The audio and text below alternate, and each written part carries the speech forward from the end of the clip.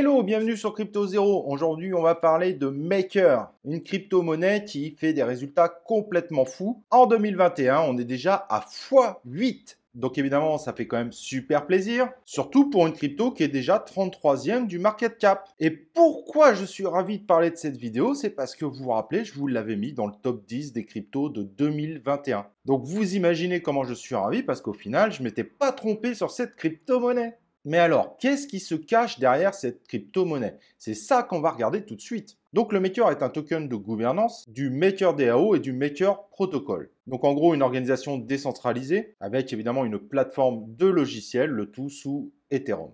Et donc cet écosystème a pour objectif de gérer ce fameux stablecoin, le DAI. On en avait parlé dans la vidéo autour des stablecoins, surtout que le DAI est à la base expérimental car il propose une gestion qui est très différente des USDT, USDC, etc.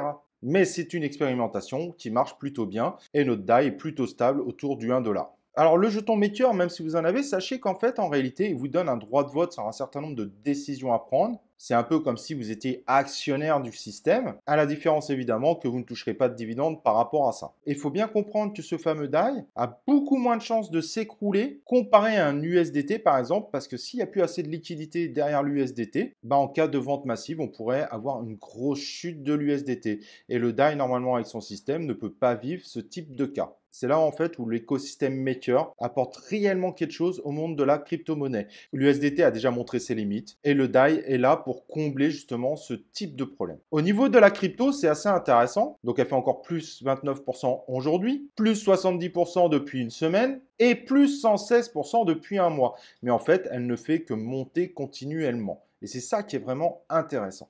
Au niveau de la gestion du token, c'est relativement compliqué. L'émission et les burns de MKR sont gérés par un système relativement complexe qui permet au DAI de toujours garder ce fameux dollar. Cependant, on s'est aperçu que malgré ce système complexe, le Maker a toujours su rester à peu près à 1 million, et ceci déjà depuis octobre 2020. Donc le nombre de jetons en circulation est extrêmement stable, ce qui est plutôt une bonne nouvelle évidemment pour tous les investisseurs qui veulent se lancer dans le Maker. Alors le truc c'est, est-ce que aujourd'hui, après ce fameux x8 depuis le 1er janvier 2021, est-ce que c'est toujours intéressant de rentrer dedans?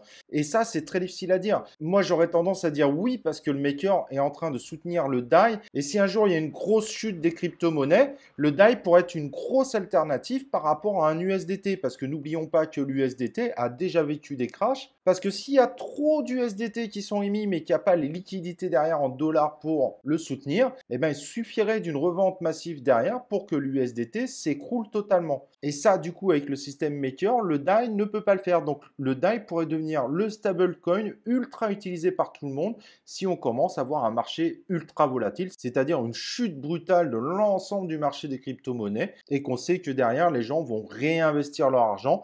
Et là, ça pourrait poser problème si on est en USDT, ce qui ne serait pas le cas avec le DAI.